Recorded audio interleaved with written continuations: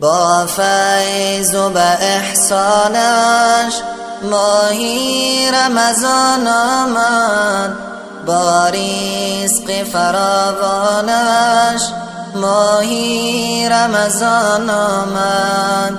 با فیض و به احسانش ماهی رمضان آمد، با رزق فراوانش ماهی رمضان آمد. زین امر خداوندی سر پیچ مکن هرگز، زین امر خداوندی سر پیچ مکن هرگز. ای بنده به فرمانش ماهی رمضان آمد، ای بنده به فرمانش ماهی رمضان آمد. بگشاد در جنت دوزخ درش بسته، بگشاد در جنت دوزخ درش بسته. چون هدیه رحمانش ماهی رمضان آمد، چون هدیه رحمانش ماهی رمضان آمد.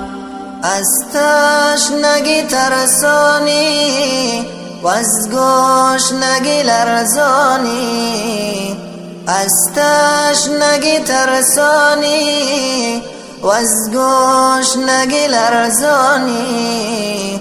الله کند آسانش ماهی رمضان آمد، الله کند آسانش ماهی رمضان آمد.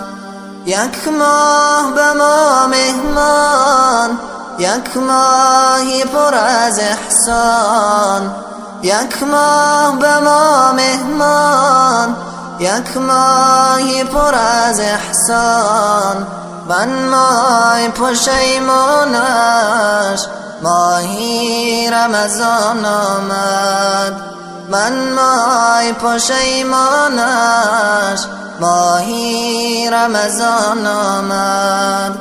با فیض و به احسانش ماهی رمضان آمد، با رزق فراوانش ماهی رمضان آمد، با رزق فراوانش ماهی رمضان آمد.